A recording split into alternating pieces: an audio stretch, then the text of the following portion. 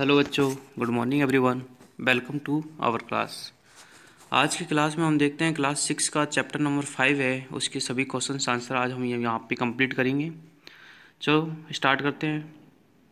Choose the correct answer का जो पहला क्वेश्चन है आपका वो है most of the substance we see around us are क्या होते हैं, यानी ज़्यादातर जो सब्सटेंस हम हमारे आसपास देखते हैं वो ज़्यादातर सभी क्या होते हैं, मिक्सचर्स होते हैं।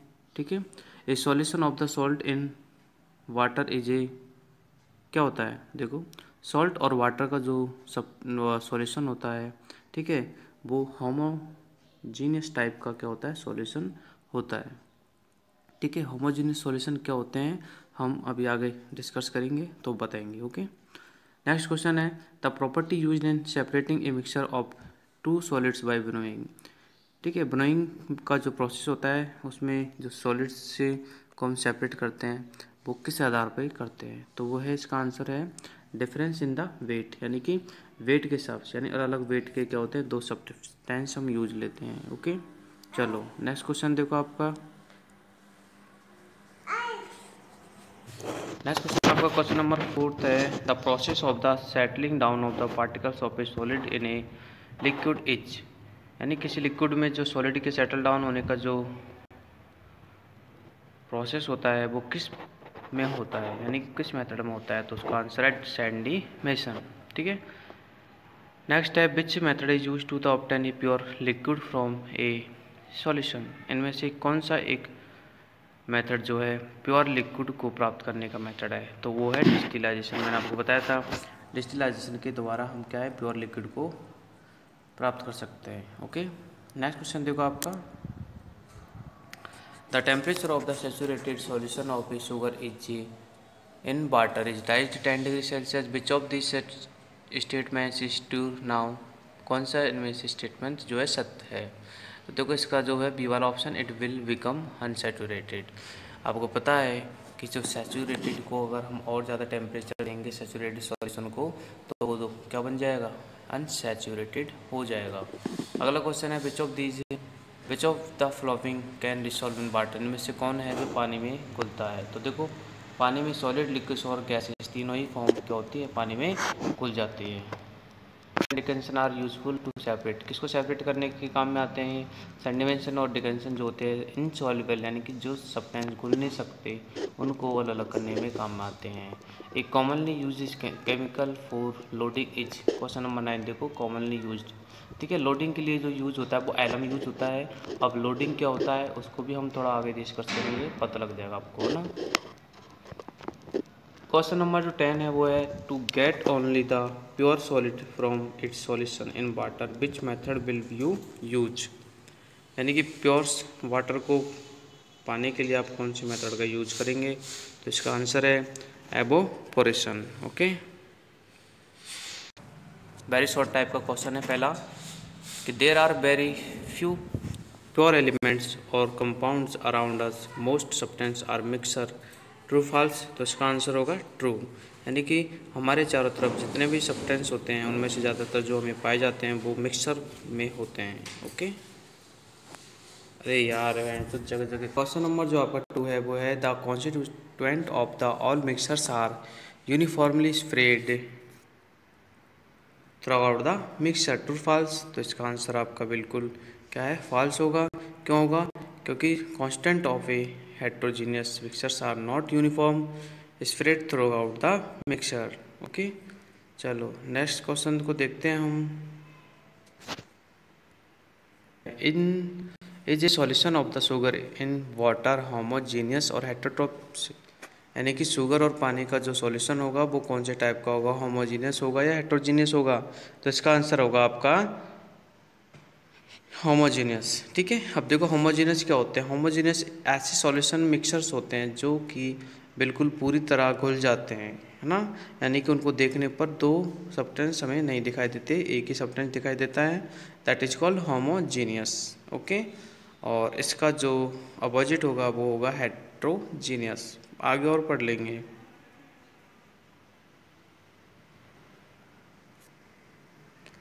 अब देखते हैं हम अपना अगला क्वेश्चन, क्वेश्चन नंबर 4 है name one property of a compound that remains fixed and can be use to test if the compound has impurity in it, यानी कि हमें उस प्रॉपर्टी का नाम बताना है, ठीक है।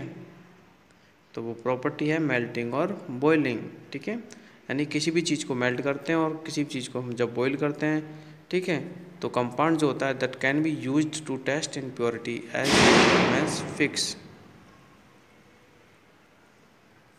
चलो नेक्स्ट क्वेश्चन देखते हैं हम। क्वेश्चन नंबर जो 5 है वो है we have to separate a mixture into its constitution what because only pure compound are useful to us. बताओ, mixture are not to be much. तो ये स्टेटमेंट बिल्कुल गलत है, क्योंकि मिक्सचर जो होते हैं are also very useful to us, हमारे लिए बहुत ज़्यादा उपयोगी होते हैं। फॉर एग्जांपल जैसे एयर होता है जो जिसको हम अपनी ब्रीथिंग प्रोसेस कंप्लीट करने के लिए यूज करते हैं, ठीक है, that is also a mixture. Okay, next question देखते हैं हम। Question number 6, can a mixture of the sawdust and water be separated by sedimentation and decantation. क्या हम सॉडस्ट और वाटर को सेडिमेंशन और डिकेंशन से क्या कर सकते हैं, सेपरेट कर सकते हैं? तो इसका आंसर होगा बिल्कुल हाँ, यानी कि हम बिल्कुल नहीं कर सकते। Okay, sedimentation and the decantation can not be use to separate sawdust and the water because sawdust is not a heavier than the water, यानी सॉडस्ट जो है वाटर से हैवियर नहीं होता है। Sedimentation and the decantation can only be use to separate an soluble solid from a liquid in the solid in the heavier than the water. अगर solid heavier होगा पानी से, यानी पानी से, तो हम सेडिमेंशन और डिकेंशन प्रोसेस को यूज कर सकते हैं। चलो अगला क्वेश्चन है which method gives a better separation of an insoluble solid form a liquid sedimentation and decantation or filtration. ठीक है, विच मेथड, यानी कि इनमें से कौन सा मेथड जो है बेटर सेपरेशन को देगा, ठीक है। तो इसका आंसर होगा, देखो, an insoluble solid can be separated from a liquid more efficiently, है ना। इनसॉल्युबल यानी कि जो सॉलिड होगा वो सेपरेटेड हो जाएगा bye the process of filtration. Filtration can separated out solid that are also lighter than the liquid and it is faster since liquid need not be left to stand। Okay, चलो अगला question देखते हैं। Name the method which is use to the speed up sedimentation, यानी कि हमें उस method का नाम बताना है जिससे सेडिमेंशन की प्रोसेस ज़्यादा तेज़ी से होती है, ठीक है। तो देखो सेडिमेंशन का जो प्रोसेस होता है वो लोडिंग से होता है। अब देखो लोडिंग क्या होती है, यानी लोडिंग के लिए हम एलम का यूज करते हैं, ठीक है। एलम क्या करता है, एलम को हम जब किसी सॉल्यूशन में मिलाते हैं तो वो क्या करता है, उस सॉल्यूशन में जो इम्प्योरिटीज़ होती है उनके साथ में मिक्स होकर उन इम्प्योरिटीज़ को क्या कर देता है, हैवियर कर देता है। और हैवियर करने के कारण क्या है, वो इम्प्योरिटीज़ जो होती है वो सेटल डाउन होने में मददगार होती है, इसलिए हम लोडिंग को यूज करते हैं। आगे देख रहे हैं हम, क्वेश्चन नंबर 9 है which separation method is use to the separate wheat grains from chaff, यानी व्हीट ग्रेन से चाप को अलग करने में कौन से सेपरेशन मेथड का यूज किया जाता है। तो देखो व्हीट ग्रेन को हम अगर चाप से अलग करेंगे तो हम विनोइंग का यूज करेंगे। अब देखो विनोइंग क्या है, विनोइंग ऐसा प्रोसेस है जिसमें दो तरह के सब्सटेंसेस होते हैं, एक का वेट कम होता है और एक का वेट क्या होता है, ज़्यादा होता है, ठीक है। जैसे आप देखते हो हम गाँवों में जब खेतों में इस विनोइंग प्रोसेस को अच्छे से यूज करते हैं, यानी कि गेहूं के दानों को गेहूं चाप से अलग करने के लिए हम क्या करते हैं, उसको बरसाते हैं हवा के वेग में, यानी कि हवा की स्पीड में। तो जो गेहूं के चाप होते हैं, ठीक है, वो तो ईजिली क्या होते हैं, हवा के साथ में अलग हो जाते हैं उड़ के, क्योंकि वो हैवियर नहीं होते, वो क्या होते हैं, लाइटर होते हैं। और हैवियर पार्ट होता है जैसे सीड्स, वो नीचे गिर जाता है। This is process called winnowing. Okay, चलो नेक्स्ट आपका हम देखते हैं question number 10, name the method use to the obtain salt from the sea water, यानी कि सी वाटर से जो नमक प्राप्त करने का जो मेथड है, ठीक है, वो कौन सा मेथड है, हम उसके बारे में यहाँ पर पढ़ेंगे। तो उसका नाम है एवेपोरेशन, यानी कि नमक का उत्पादन जो होता है सी वाटर के थ्रू, वो एवेपोरेशन मेथड के द्वारा होता है। यानी कि पानी को क्या किया जाता है, पहले तो क्या करते हैं, पानी को किसी स्टोर में स्टोर कर लेते हैं, देन उसको सनलाइट में एवोपरेट कराया जाता है। एवोपरेशन के बाद में पानी पूर्णतः क्या हो जाता है, सनलाइट के कारण एवोपरेट हो जाता है और बाकी का जो केमिकल है वो फॉर्म बच जाती है जिसे NaCl कहते हैं। It means this is the salt. Okay, next question देखते हैं। क्वेश्चन नंबर 11 है, which method will you use to get a pure liquid from a solution, यानी कि आप प्योर लिक्विड सॉल्यूशन को पाने के लिए कौन सा जो मेथड है वो यूज करते हैं। ठीक है, तो देखो ध्यान से, इसका आंसर होगा आपका डिस्टिलाइजेशन। क्या होगा आपका आंसर? डिस्टिलाइजेशन। तो देखो पढ़ेंगे इसको। Distillation can be use to the get pure. देखो ये वर्ड है ना प्योर, इट मीन्स इसको डिस्टिलाइजेशन प्रोसेस को हम प्योर लिक्विड पाने के लिए करते हैं, यानी कि जब भी हमें प्योर लिक्विड की ज़रूरत होती है that is distillation method be used.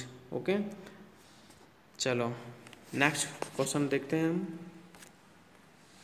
Question number 12 है, which apparatus is use to the cool the liquid vapour during the distillation, यानी डिस्टिलाइजेशन के दौरान जो क्या बोलते हैं वेपर को कूल किया जाता है, ठीक है, वो किस के द्वारा किया जाता है? तो देखो लैगी बस कंडेंसर होता है, is use to the cool liquid vapour during the distillation. ठीक है, यानी कि कंडेंसर प्रोसेस के द्वारा होता है। चलो अगला क्वेश्चन देखते हैं। क्वेश्चन नंबर 13 है आपका, विच apparatus is used to the separate two immiscible liquids। immiscible liquids क्या होते हैं? तो देखो immiscible liquid ऐसे भी लिक्विड्स होते हैं जो कि वाटर सॉल्यूशन के साथ में पूरी तरीके होते हैं, मिक्स नहीं हो पाते हैं। ठीक है, उनको immiscible liquids कहते हैं। जैसे ऑयल है और क्या बोलते हैं पानी। ठीक है, वाटर एंड ऑयल क्या है? दोनों इमिसिबल लिक्विड्स है क्योंकि ये पूरी तरह मिल नहीं पाते हैं। तो इनको हम किस चीज़ के द्वारा अलग करते हैं? तो उसका नाम है फनल, सेपरेटिंग फनल। ध्यान रखना, ये आगे भी आएगा क्वेश्चन। सेपरेटिंग फनल के द्वारा हम क्या करते हैं? यूज करते हैं। इसके डेरिवेशन को हम आगे समझेंगे। ठीक है, तो वीडियो में अंत तक बने रहिए। ये चैप्टर आपके लिए इम्पोर्टेंट है और बहुत ही आसानी तरीके से आपको बिल्कुल यहाँ पर समझाया गया है। चलो चलते हैं हमारे नेक्स्ट क्वेश्चन की तरफ। क्वेश्चन नंबर जो 14 है वो है आपका, ध्यान से देखना, the method can be use to the separate a liquid from a mixer, यानी किसी लिक्विड से और liquid from a mixer of the miscible liquids, यानी कि मिसिबल लिक्विड्स का जो सेपरेशन है वो डिफरेंट बॉइलिंग पॉइंट, यानी उसका बॉइलिंग पॉइंट कितना होता है? तो देखो the method that can be use to of the separate of a liquid from a mixer, ठीक है, according to their boiling point.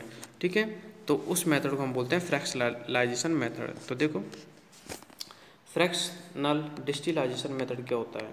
एक होता है नॉर्मली डिस्टिलाइजेशन मेथड। जो नॉर्मली डिस्टिलाइजेशन मेथड होता है वो तो सिर्फ क्या काम आता है?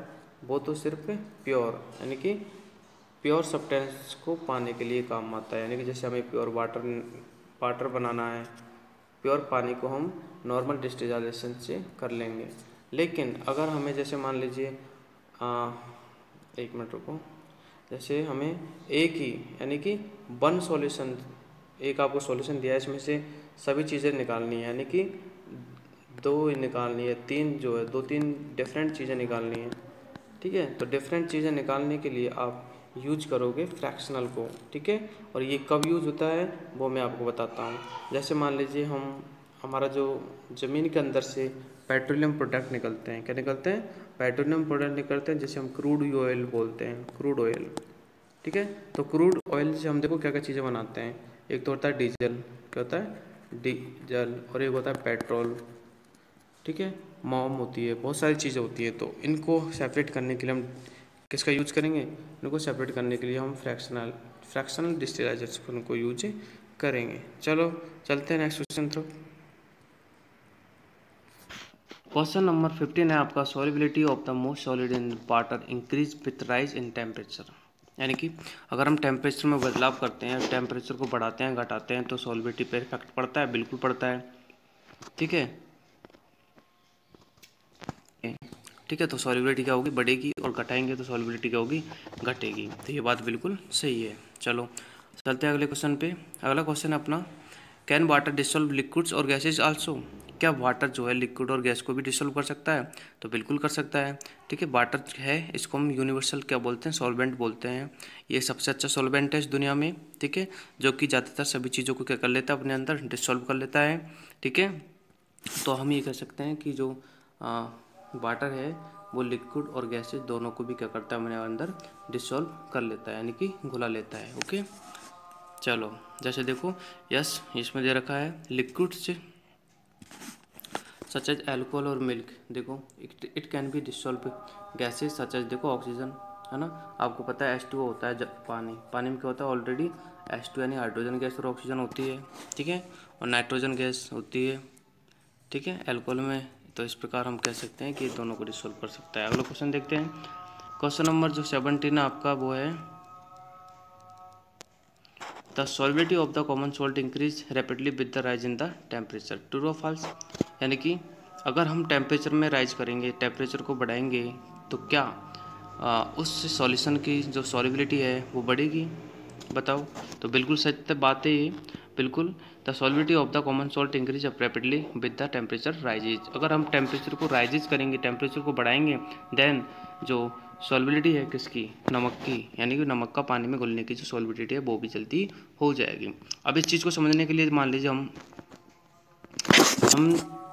2 गिलास ले लेते हैं, जैसे 2 गिलास ले लिया, इनमें पानी भर लिया हमने, और एक में तो हमने भर लिया हॉट वाटर, इसमें जैसे हॉट वाटर भर लिया।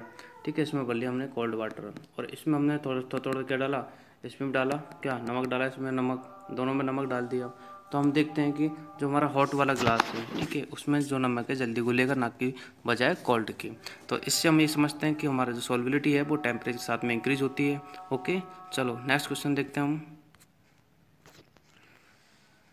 नेक्स्ट जो क्वेश्चन आपका जो है, क्वेश्चन नंबर आपका 1 है।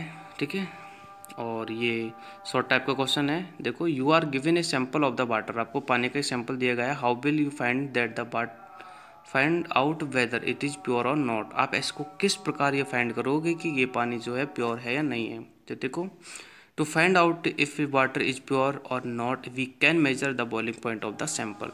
तो ये फाइंड करने के लिए सबसे पहले हम क्या करेंगे, ध्यान देना, सबसे पहले हम उसके बॉइलिंग पॉइंट को मेजर करेंगे कि इसका बॉइलिंग पॉइंट क्या है। ठीक है, if we the sample boils in the 100, ध्यान देना, अगर वो जो सैंपल हमें लिया गया है वो 100 डिग्री सेल्सियस पर क्या हो जाए, बॉयल हो जाए, तो that can B water pure, तो पानी क्या होगा, प्योर होगा, अदरवाइज क्या होगा, पानी इम्प्योर होगा। ठीक है, चलो अब चलते हैं हम नेक्स्ट क्वेश्चन की तरफ, जो कि क्वेश्चन नंबर 2 है।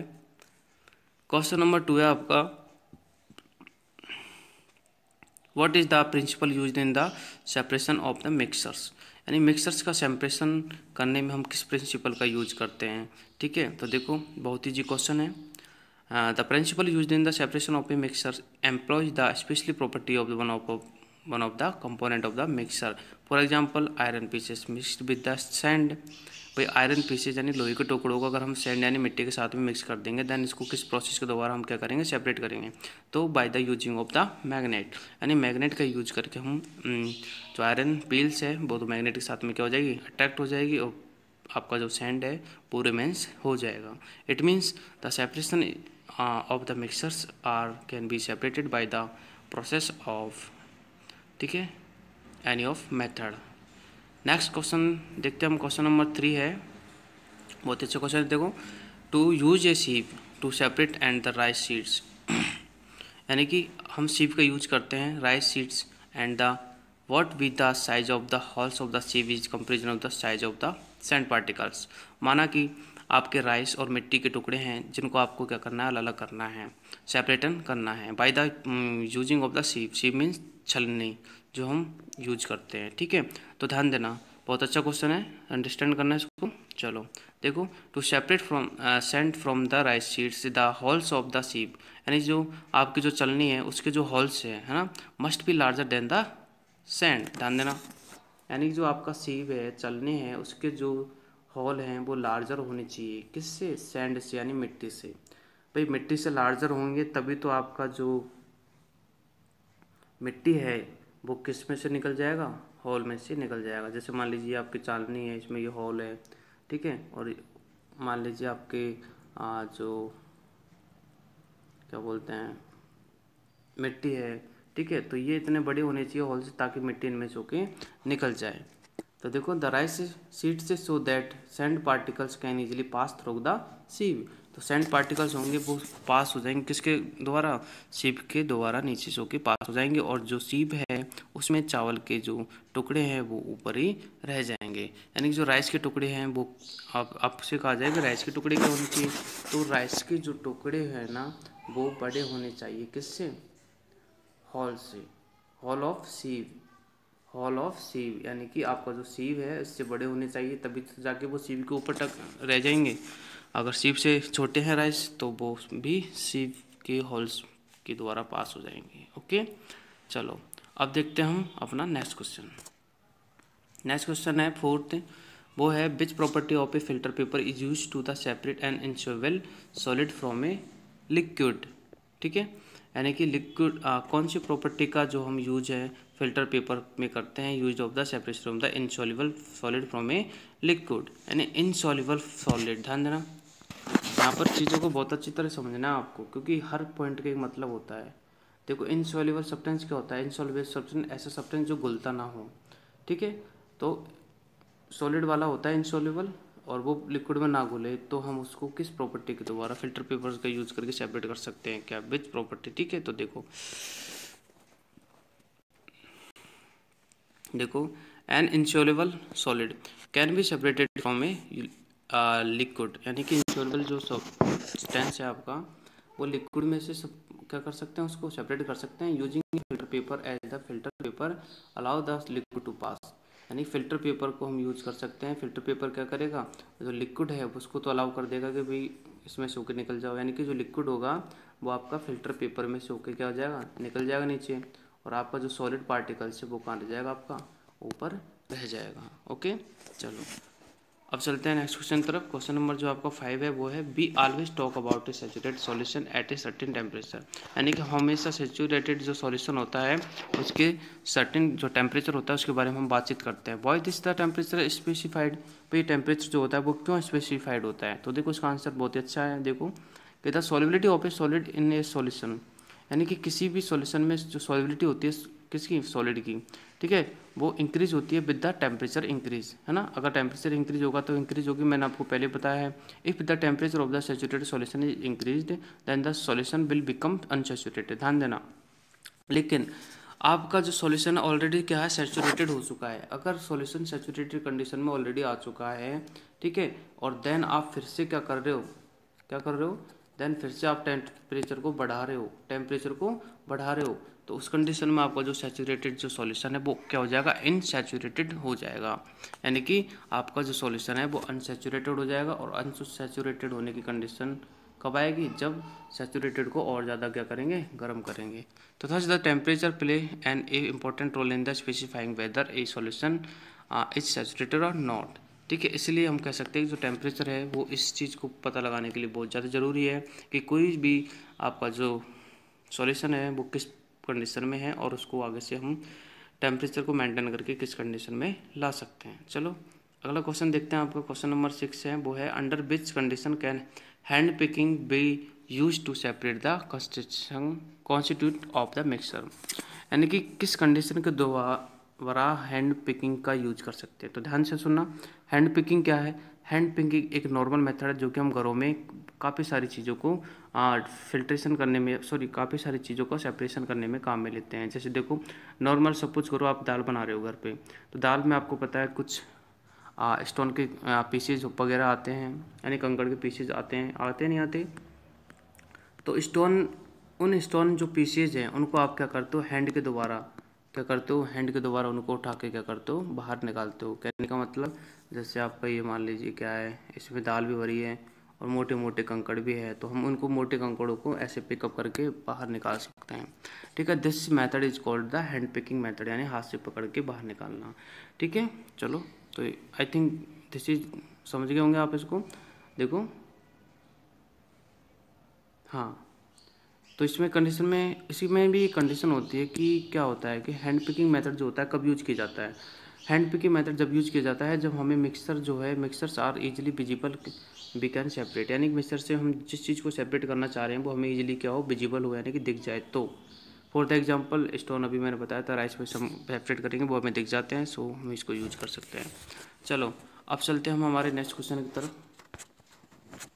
क्वेश्चन नंबर 7 है, तो why are the objects at a distance seen more clearly after rain, यानी बरसात होने के बाद में कोई भी ऑब्जेक्ट है हमें बहुत ही ज़्यादा क्या है, क्लियरली तरीके से दिखाई देता है। क्यों होता है? तो देखो ध्यान से समझना इस चीज़ को, क्योंकि वैन इट रेन, जब बरसात होती है, the dust particle in the air gets bat and the settle down of the ground, as result the air is clearly after it rains and the object at the distance are the seen morely clearly, यानी कि जब बरसात होती है तो बरसात में क्या होते हैं, जो आपके एयर में जो क्या बोलते हैं, डस्ट पार्टिकल होते हैं, यानी हवा में जो डस्ट पार्टिकल होते हैं ना, वो गीले हो जाते हैं बरसात के पानी के कारण, और गीले होकर वो क्या है, डस्ट पार्टिकल सेटल डाउन हो जाते हैं, यानी ज़मीन पे गिर जाते हैं, यानी कि बैठ जाते हैं। तो उस कंडीशन में जो हमारी हवा होगी, यानी कि एयर होगी, तो एयर में क्या है, डस्ट पार्टिकल नहीं होंगे। क्या नहीं होंगे? डस्ट पार्टिकल नहीं होंगे, और डस्ट पार्टिकल नहीं होंगे तो हमारी हवा है जो पहले की बजाय ज़्यादा क्या है, साफ दिखाई देगी। ठीक है, क्योंकि डस्ट पार्टिकल के कारण जो हवा थोड़ी गंदी रहती है तो हमें इतना साफ नहीं दिखाई देता। तो साफ कब दिखाई देगा? जब डस्ट पार्टिकल गीले होकर कहाँ गिर जाएंगे, नीचे गिर जाएंगे। ठीक है, चलो अब हम चलते हैं हमारे नेक्स्ट क्वेश्चन की तरफ। क्वेश्चन नंबर जो 8 है वो है, the process of the adding alum to water to hasten sediment is called the loading. Why has this name been the process? देखो, यानी कि वह प्रोसेस जिसके द्वारा पानी में एलम को ऐड किया जाता है उसको हम लोडिंग कहते हैं। उस प्रोसेस को क्या कहते हैं? लोडिंग। और लोडिंग क्यों ज़रूरी है? तो देखो इसके बारे में हमने थोड़ी देर पहले पढ़ा था, तो मैं आपको बता दूं कि when alum is added to water it dissolve in the water and makes the suspended impurities heavier making them the settle down quickly. यानी कि एलम को हम पानी में इसलिए मिलाते हैं ताकि जो एलम होता है ना, पानी में जो इम्पोर्टीज होती है, ध्यान देना, पानी के अंदर जो सस्पेंडेड इम्पोर्टीज होती है उनको क्या कर देता है, ज़्यादा हैवियर बना देता है। कौन? एलम। और जब कोई चीज़ ज़्यादा हैवियर हो जाएगी, यानी वजन में ज़्यादा हो जाएगी, तो वो ऑटोमेटिक क्या करेगी, नीचे गिरेगी, यानी कि सेटल डाउन हो जाएगी। ठीक है, तो जैसे मान लीजिए पानी में गिलास में पानी भरा हुआ है, तो इसमें हम बाहर से क्या कर देंगे, एलम और मिक्स कर देंगे, ताकि जो गिलास के पानी में जो इम्प्योरिटीज़ है वो थोड़ी हैवी हो जाएगी, एलम के साथ में मिक्स होकर, और वो नीचे गिरने लगेगी, यानी कि बर्तन में सेटल डाउन हो जाएगी। ठीक है, तो इस मेथड को हम क्या बोलते हैं? लोडिंग बोलते हैं। लोडिंग नाम से पता पड़ रहा है लोड हो रहा है, लोड को मीन्स से बाहर का बढ़ना। ठीक है, चलो अब देखते हैं हम अपना अगला क्वेश्चन। क्वेश्चन नंबर जो आपका अब स्टार्ट होते हैं आपके जो लॉन्ग टाइप के क्वेश्चंस, चलो स्टार्ट कर देते हैं। What is the difference between homogeneous and the heterogeneous mixture an example each of the following, यानी कि होमोजीनियस और हेट्रोजीनियस मिक्सचर क्या होते हैं, आपको इनको समझाना है और आपको एग्जांपल भी। देखो होमोजेनियस मिक्सचर मैंने आपको बताया था कि सेम टाइप के मिक्सचर होते हैं जो कि पानी में सॉल्युबल होते हैं, वो होमोजेनियस मिक्सचर होते हैं। देखो, the component of a mixture are the uniformly distributed in the mixture, यानी जो कि पूरी तरह से पानी में घुल जाता है वो होता है आपका होमोजेनियस मिक्सचर, और जो पूरी तरह पानी में नहीं घुलता है ना, the component of a mixture that are not uniformly distributed in the mixture, this is called the heterogeneous mixture. Okay, जैसे अब एग्जाम्पल की बात करें हम, तो हम बिल्कुल एग्जांपल ले सकते हैं। जैसे आपका होमोजेनियस मिक्सचर है, जैसे मैंने आपको बताया था सॉल्ट और पानी, यानी कि जब हम पानी में सॉल्ट को मिक्स करते हैं तो सॉल्ट टाइप पानी में पूरी तरह क्या हो जाता है, मिक्सअप हो जाता है। यानी कि अगर मिक्स करने के बाद में हम देखते हैं तो हमें सिर्फ एक ही सब्सटेंस दिखाई देता है, वो है आपका वाटर। तो that is called the homogeneous mixture. Okay, और हेट्रोजेनियस मिक्सचर का एग्जाम्पल देखें तो देखो, iron filings mix in the sand, iron filings और सैंड का जो हमने एग्जांपल पढ़ा था अभी थोड़ी देर पहले, उनको मिक्स करते हैं तो वो दोनों हमें साफ दिखाई देते हैं, यानी हमें आयरन के टुकड़े भी दिखाई देते हैं और मिट्टी भी दिखाई देती है। तो कहने का मतलब जो दो सब्सटेंस दिखाई देते हैं इसके कारण हम उसको हेट्रोजीनियस मिक्सचर बोलते हैं। यानी कि इसका मतलब ये हुआ कि जो उनमें सॉल्युबिलिटी है उनका जो है वो सॉल्युबिलिटी क्या है, बिल्कुल कम है। ठीक है, तो हम इसको हेट्रोजीनियस मिक्सचर कहेंगे। चलो अब हम देखते हैं क्वेश्चन नंबर 2।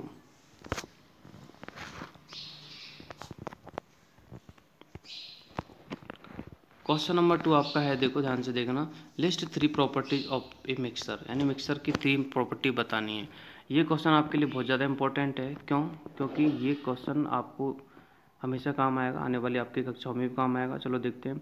मिक्सचर की देखो तीन प्रॉपर्टी क्या होती है कि क्यों हम किसी भी सॉल्यूशन को मिक्सचर बोल देते हैं और किसी भी सॉल्यूशन को कंपाउंड बोल देते हैं। तो what is the difference between the compound and mixture? ठीक है, देखो पहला जो होता है वो होता है the constituent of a mixture may be present in the any ratio. ध्यान से सुनना, यानी कि जो मिक्सचर होता है ना, मिक्सचर आपका मिक्सचर का जो भी आपका कॉन्स्टिट्यूएंट्स होते हैं, यानी कि जो भी आपके अपघटक होते हैं, यानी घटक मीन्स जो चीज़ का मतलब जिस थिंग्स का या जिस मैटर का आप मिक्सचर बना रहे हो उसको बोलते हैं कॉन्स्टिट्यूएंट। तो उनका जो रेशो होता है ना वो क्या होता है, डिफरेंट हो सकता है, यानी कि उनका रेशो फिक्स नहीं होता, कितना भी हो सकता है। जैसे हमने सपोज करो 1 किलो चीनी में हमने 10 किलो पानी मिला दिया, ठीक है, ये भी मिक्सर हो गया। तो हम 2 किलो चीनी ले सकते हैं, 5 किलो पानी में ले सकते हैं। कहने का मतलब ये है कि इसमें जो रेशो होता है वो कोई भी फिक्स नहीं होता, इसको इसलिए हम क्या बोलते हैं, मिक्सर बोलते हैं। और जिसमें रेशो फिक्स होता है ना हम उसको कंपाउंड बोलते हैं, ठीक है। जैसे अब इसका भी एग्जांपल देख लो। जैसे मान लीजिए आपका जो वाटर बनता है H2O, तो देखो ध्यान से, इसमें हाइड्रोजन के 2 परमाणु लिए जाते हैं, यानी कि हाइड्रोजन के 2 एटम्स लिए जाते हैं और ऑक्सीजन का जो है 1 एटम्स लिए जाता है, तब जाके H2O बनता है। अगर सपोज करो हम उल्टा सीधा कर दें, जैसे मान लीजिए आप ऑक्सीजन के 2 एटम ले लो, हाइड्रोजन का 1 ले लो, तो आपका क्या नहीं बनेगा, पानी नहीं बनेगा। तो यानी कि इसमें जो रेशो होता है वो फिक्स होता है, इसमें कंपाउंड में, मिक्सर में नहीं होता। सेकेंड पॉइंट देखो, the constituents of a mixer retain their individually properties. ठीक है, यानी कि जो मिक्सर में जो घटक होते हैं वो अपनी अपनी अलग अलग प्रॉपर्टीज़ को क्या करते हैं, शो करते हैं। यानी कि दोनों जितने भी इसमें मिक्सर में आपके घटक होते हैं वो क्या है, मिलके एक प्रॉपर्टी को शो नहीं करते, वो अलग प्रॉपर्टी को शो करते हैं। फॉर द एग्जांपल देखो, व्हेन आयरन और सल्फर आर मिक्स्ड टुगेदर, जब आयरन और सल्फर को एक साथ में मिक्स कर दिया जाता है, ठीक है, तो उनकी जो प्रॉपर्टी है वो बदलती नहीं है, वही रहती है। अगला पॉइंट है थर्ड वाला, constituent of a mixer can be separated easily. इनके मिक्सर के जो कॉन्स्टेंट होते हैं हम उनको इजीली क्या कर सकते हैं, सेपरेट कर सकते हैं। जैसे फॉर एग्जांपल है स्टोन और राइस, हमने अभी थोड़ी देर पहले पढ़ा था कि स्टोन और राइस को हम अलग से आराम से सेपरेटेड कर सकते हैं। तो ये है आपका मिक्सर, यानी मिक्सर और मिक्सर की प्रॉपर्टियाँ, ठीक है। अब चलते हैं हम अपने नेक्स्ट क्वेश्चन की तरफ। क्वेश्चन नंबर जो थर्ड है आपका, give two situations where it is necessary to separate a mixer into its constitution. यानी कि हमें 2 ऐसे वेज बताना है जहाँ पर हमें ये लगता है कि भाई मिक्सर को सेपरेशन करना बिल्कुल नेसेसरी है। तो देखो, it is necessary to separate a mixer into its constitution for the following situation. देखो, रिमूविंग अनडिजाइबल कॉन्स्टिट्यूशन, यानी कि कभी कभी हमें क्या है, कुछ अनडिजाइबल यानी हम बिना काम के चीज़ों को हमें रिमूव करना पड़ता है। फॉर एग्जांपल, जैसे undesirable of the remove the stone in rice, जैसे राइस में या फिर दाल में जो भी टुकड़े आते हैं ना स्टोन के, तो हमारे वो काम के टुकड़े नहीं हैं, इसलिए हमें उनको सेपरेट करना पड़ता है, ठीक है। और दूसरा है separating tea leaves from the T, यानी कि चाय में से चाय की पत्तियों को हम सेपरेट करते हैं। क्यों? क्योंकि चाय की पत्तियों का उसमें कोई रोल नहीं होता आफ्टर द मेकिंग टी, यानी कि कंप्लीट चाय बन जाती है तो उसके बाद उसका कोई मतलब नहीं होता, इसलिए हमें उनको भी सेपरेट करना पड़ता है, जिसका हम सीवी को दोबारा यूज करते हैं। अगला है टू ऑब्टेन यूजफुल सब्सटेंस, और कभी कभी हमें कुछ यूजफुल सब्सटेंस को प्राप्त करने के लिए भी हमें क्या है, सेपरेशन ज़रूरी होता है। जैसे water is the obtain by the churning curds, यानी कर्स को, ठीक है, मथने का जो तरीका होता है उसके द्वारा ही हमें बटर मिलता है, तो हमें वो भी ज़रूरी होता है। तो वहाँ पर सेपरेशन का प्रोसेस करना ज़रूरी है। इन द सेम वे देखो, crude oil can be separated by the into various such as petrol और केरोसिन और डीजल, यानी कि क्रूड ऑयल जिसके बारे में मैंने अभी थोड़ी देर पहले जिक्र किया था, जो कि ज़मीन से बिल्कुल डायरेक्टली फॉर्म में निकलता है, उस ऑयल को हम क्रूड ऑयल बोलते हैं, ठीक है। और इस ऑयल के द्वारा ही ये सारी चीज़ें बनाई जाती है। तो ये सारी चीज़ें बनाई जाती है, इसमें डिस्टिलाइजेशन प्रोसेस का यूज करते हैं। कौन सा डिस्टिलाइजेशन? फ्रैक्शनल डिस्टिलाइजेशन का प्रोसेस का यूज करते हैं, और तब जाके अलग अलग टाइप के डीजल पेट्रोलियम आज और केरोसिन है, मोम है, और भी काफ़ी सारी चीज़ें हैं जैसे चारकोल वगैरह, वो बनाई जाती है, ठीक है। चलो, अब ये हो गया हमारा कि भाई सेपरेशन क्यों ज़रूरी है। तो बिल्कुल हमारी लाइफ में जो है सेपरेशन का काफ़ी सारा इम्पोर्टेंट है ना। विदाउट सेपरेशन हमारी लाइफ थोड़ी बहुत पॉसिबल नहीं होती, बिकॉज हम काफ़ी सारी चीज़ें ऐसी है जो इनका सेपरेशन के द्वारा हम यूज करते हैं। चलो, अब चलते हैं हम हमारे नेक्स्ट क्वेश्चन की तरफ। क्वेश्चन नंबर आपका है फोर्थ, ध्यान से देखना, draw a level diagram to show the arrangement use to the filtration mixture of the liquid and which insoluble solid. आपको एक डायग्राम बनाना है जिसमें आपको अरेंजमेंट करना है फिल्टर पेपर का and A mixture of the liquids from A insoluble solid in the show figure. तो ध्यान से देखना, ये जो डायग्राम आपको दे रखा है, मैं इसको और छोटा कर देता हूँ, देखो आसानी से देखो। अब देखो ध्यान से कि इसमें डायग्राम में जो आपका ये वाला जो आपका दिख रखा है गिलास, इसमें क्या है, मडी वाटर भरा हुआ है। मडी मतलब गंदा पानी है, मैला पानी भरा हुआ है, ठीक है। और एक चीज़ और देखो ध्यान से कि ये जो आपका है, देखो फिल्टर पेपर लग रहा है, इसको बोलते हैं फिल्टर पेपर, लग रहा है ना, ये इसमें लग रहा है फिल्टर पेपर। तो फिल्टर पेपर हमने लगा रखा है ताकि जो हम इसका जो पानी है जब हम इसमें डालेंगे तो वो फिल्टर हो जाएगा, यानी कि पानी में जो भी मड होगा यानी कि जो भी मिट्टी होगी वो कहाँ रह जाएगी, फिल्टर पेपर के ऊपर ही रह जाएगी। और आपका जो अंदर है देखो ये बिल्कुल ठीक है, ये क्या आ जाएगा, आपका प्योर वाटर आ जाएगा, ठीक है। तो इसलिए हम फिल्टर पेपर का यूज भी हम क्या कर सकते हैं, पानी को प्योर करने के लिए कर सकते हैं, ठीक है। चलो अब चलते हैं हमारे नेक्स्ट क्वेश्चन तरफ। क्वेश्चन नंबर जो 5 है आपका, देखो draw a level diagram of the apparatus use to the distil out pure water from a solution, है ना। ध्यान से देखना, यानी कि हम by the using of the distillation method हम प्योर वाटर को कैसे प्राप्त कर सकते हैं। तो मैंने बताया था भी प्योर वाटर जो होता है हमारा, ठीक, डिस्टिलाइजेशन प्रोसेस के द्वारा भी होता है। तो देखो ये आपको दे रखा है डिस्टिलाइजेशन प्रोसेस का मशीन यानी कि सिस्टम, ठीक है। तो देखो इसमें नीचे नीचे आपको दे रखा है mixture of the acetone and the water, यानी कि ये जो मिक्सचर इसमें भरा हुआ है वो एसीटोन और वाटर का मिक्सचर भरा हुआ है, ठीक है। और उसके डिस्टिलाइजेशन देखो, ये वाला जो काला काला दिख रहा है आपको ब्लैक कलर का, ये है डिस्टिलाइजेशन फ्लास्क, ये आपको दिया हुआ है, ठीक है, ताकि यही डिस्टिलाइजेशन प्रोसेस को कंट्रोल करता है। ऊपर देखो फिर देखते हैं हम फ्रैक्शनल कॉलम। ये आपको जो फ्रैक्शनल कॉलम लग रहा है ना, ये आपके फ्रैक्शनल कॉलम बिल्कुल ज़रूरी है, क्योंकि अभी मैंने बताया था कि जैसे पेट्रोलियम वगैरह का हम अलग अलग करते हैं तो फ्रैक्शनल मेथड से ही करते हैं, ठीक है। तो एक तो होता है नॉर्मल डिस्टिलाइजेशन, तो नॉर्मल डिस्टिलाइजेशन होता है उसका भी जो प्रोसेस होता है वो कुछ इसी टाइप का सिस्टम होता है उसका भी, ठीक है। और ये जो है इसमें भी क्या चीज़ डिफरेंट है, इसमें ये चीज़ डिफरेंट है, यानी जो फ्रैक्शनलाइजेशन कॉलम है ये अलग है, बाकी का सेम टू सेम होता है, ठीक है। तो जैसे हम इसको नीचे से देखो हीट कर रहे हैं, ध्यान देना, एक मिनट,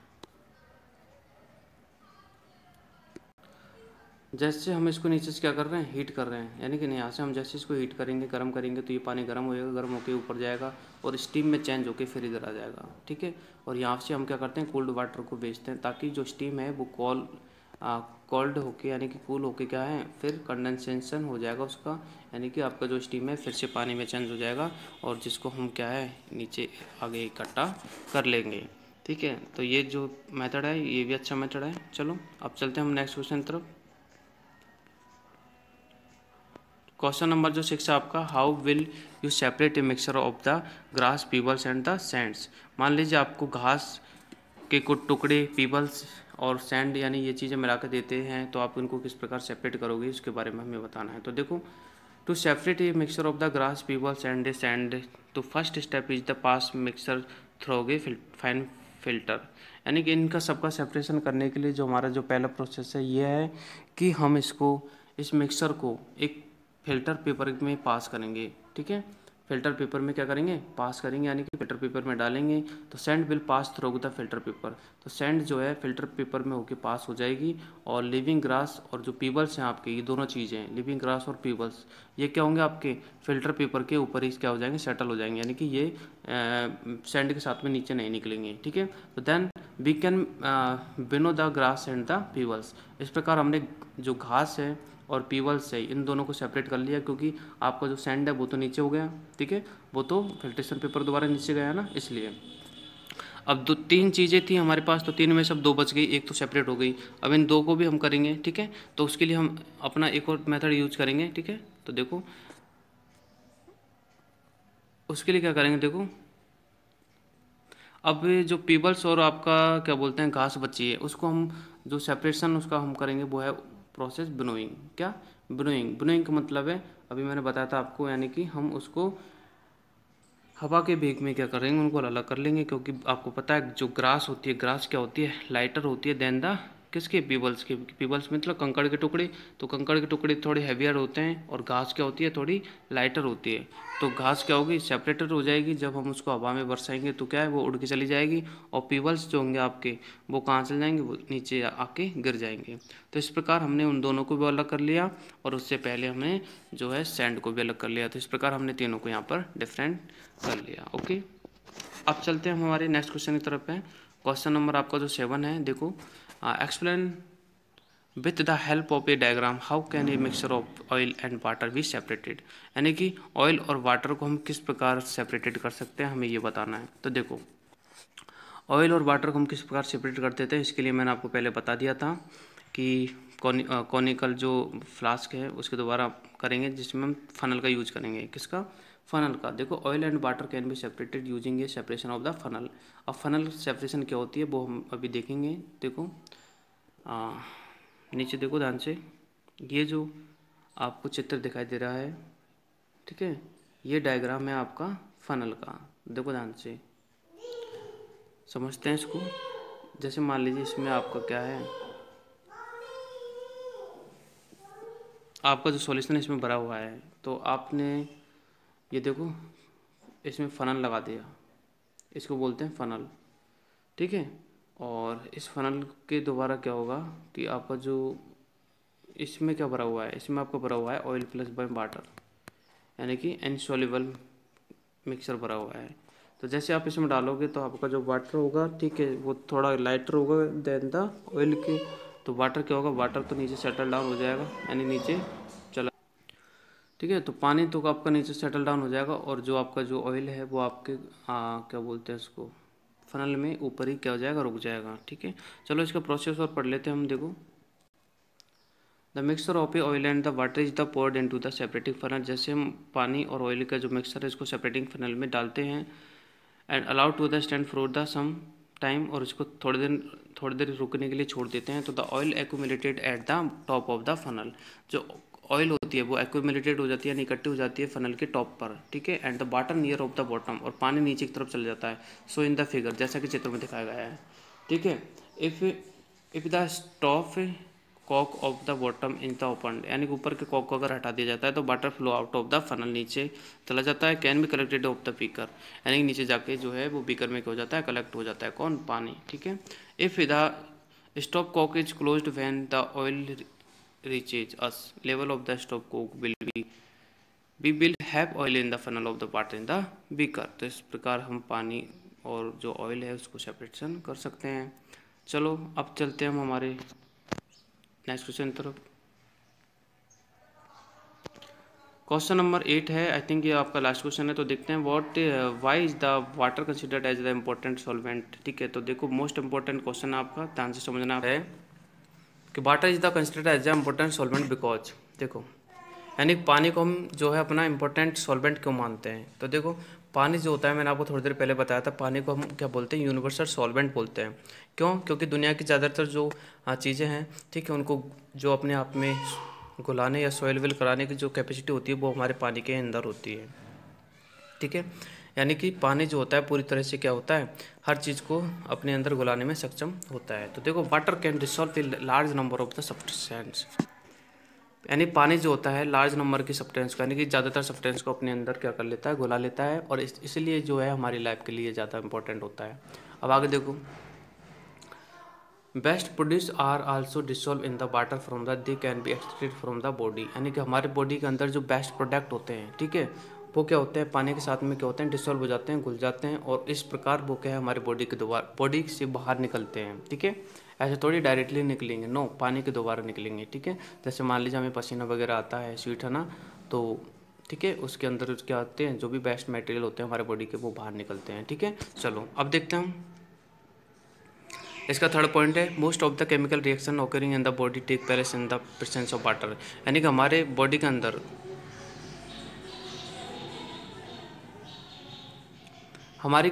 जो ज़्यादातर जो केमिकल रिएक्शंस होती है, ठीक है, वो सिर्फ पानी के ही बदौलत होती है। कहने का मतलब हमारी बॉडी के अंदर जितनी भी केमिकल रिएक्शंस होती है, ठीक है, वो पानी के प्रेजेंस में होती है, यानी कि उनमें पानी का प्रेजेंस होना जरूरी है। प्रेजेंस मीन्स उपस्थिति, ठीक है।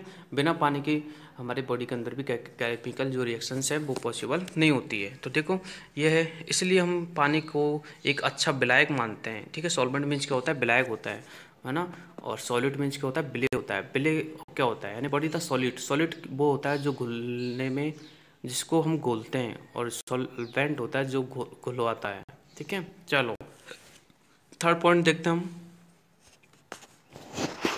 हाँ, पॉइंट नंबर 4, गैसेस सच, देखो ऑक्सीजन है, कार्बन डाइऑक्साइड है, ठीक है, are soluble in water. This makes aquatic life possible, यानी कि ऑक्सीजन आपकी जो गैस है, कार्बन डाइऑक्साइड की आपकी जो गैस है, ये भी पानी में घुली हुई रहती है, और इसी के कारण जो है एक्वाटिक लाइफ पॉसिबल होती है। अब देखो बात करते हैं एक्वाटिक लाइफ क्या होती है। तो एक्वाटिक लाइफ का मतलब है जलीय जीवन, ठीक है। यानी कि जो जल है, यानी पानी की दुनिया है अपनी एक, ठीक है। पानी की दुनिया में भी हजारों या लाखों प्रकार के जो प्राणी हैं या फिर लाखों प्रकार के जीव हैं, वो क्या हैं, निवास करते हैं, यानी कि रहते हैं। तो उनके लिए भी खाना पानी जो भी है, उनको भी गैस की ज़रूरत होती है। वो भी ब्रीथिंग प्रोसेस को कंप्लीट करते हैं, यानी रेस्पिरेशन जो है उनके लिए भी ज़रूरी होता है। तो इस प्रकार वो अपने रेस्पिरेशन को कंप्लीट करते हैं। पानी में जो सॉल्युबल जो गैस होती है, यानी कि ऑक्सीजन जो होती है वो पानी में क्या होती है, सॉल्युबल होती है। तो सॉल्युबल ऑक्सीजन को वो क्या करते हैं, अपने ब्रीथिंग प्रोसेस के लिए यूज करते हैं, ठीक है। तो इस प्रकार जो है पानी को हम ये समझ सकते हैं, या पानी के बारे में हम ये सोच सकते हैं कि पानी जो होता है एक गुड सॉल्वेंट होता है, ठीक है। और पानी के बिना हमारी लाइफ वास्तव में वैसे भी क्या नहीं है, पॉसिबल नहीं है। ओके, तो बच्चों आज ये आपका चैप्टर पूरी तरह एक्सप्लेन हो गया है। इसमें आपको कोई दुविधा नहीं होगी आई थिंक, क्योंकि इसमें जितने भी आपके क्वेश्चन थे वो मैंने कंटिन्यू बारी बारी से आपको सारे एक्सप्लेन कर दिया हैं। तो आई होप ये वीडियो आपको बहुत ही यूज़फुल होगा, और अगर आपको ये वीडियो वाकई पसंद आता है, ठीक है, तो आई रिक्वेस्टेड टू कि आप कमेंट बॉक्स में, ठीक है, इस वीडियो के बारे में ज़रूर बताएं कि आपको वीडियो कैसा लगा। और अगर आप मान लीजिए ऐसे वीडियो चाहते हैं तो वो भी हमें अपने कमेंट बॉक्स में बताएं। चलो मिलते हैं अपनी किसी नई वीडियो में और किसी नई कंटेंट के साथ में, ठीक है। तब तक के लिए बाय।